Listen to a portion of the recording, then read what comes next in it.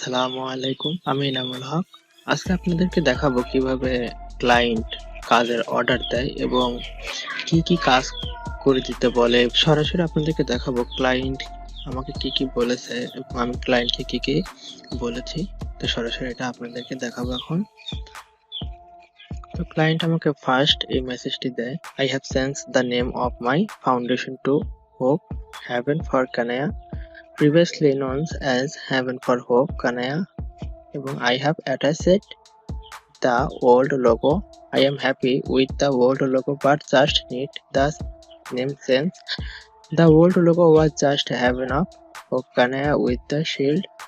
মানে এরকম ভাবে সে আমাকে বলেছে যে তার যে লোগোটি আছে, এই লোগোটি আমি আপনাদেরকে দেখাচ্ছি। সে আমাকে এই ফাইলটি দিয়েছে, ডক্স ফাইলটি দিয়েছিল সে আমাকে, এবং বলে যে যে লোগোটি আছে এই লোগোটি এরকমই থাকবে, শুধু এই লেখাটা পরিবর্তন করে দিতে হবে। একটাতে শুধু লোগোর সাথে উপরের এই দুটি ফ্রন্ট থাকবে, নিচেরটা থাকবে না, আরটাতে সম্পূর্ণ ফ্রন্টই থাকবে। তো আমাকে সে আরো জিজ্ঞেস করেছিল যে সে আমাকে আরো কিছু কোশ্চেন করেছিল, তো আমি সেটা দেখাচ্ছি। আমাকে পরবর্তীতে এই মেসেজটা দেয় যে greeting, just I paid for you to redo my logo and require confirmation that you receive payment and that you will got it done immediately, thanks and God bless. সেই মেসেজটি দেয়। তো তারপর আমি সাথে সাথে রিপ্লাই দিতে পারিনি, তো আমি তাকে বলেছিলাম sorry for the late reply, I can do you job nicely. তাকে আমি সুন্দরভাবে জবটি করে দিতে পারবো, কাজটি করে দিতে পারবো। তারপর সে আমাকে মেসেজ দেয় যে গ্রেট থ্যাঙ্কস।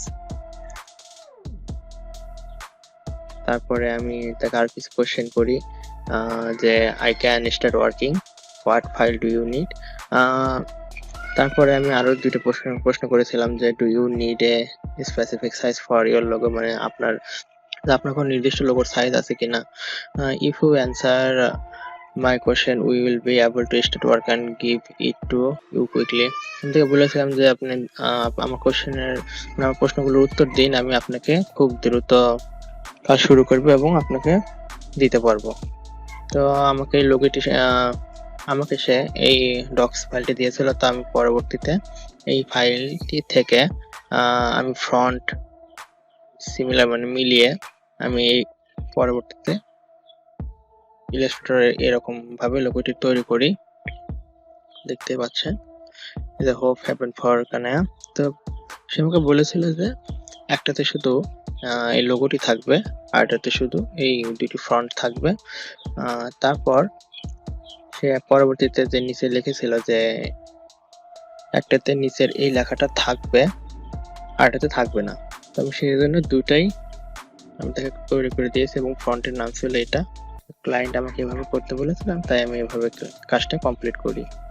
তো বুঝতে পারছেন যে ক্লায়েন্ট আসলে কি চায় এবং কিভাবে কাজটা দেয় এবং কি করতে বলে।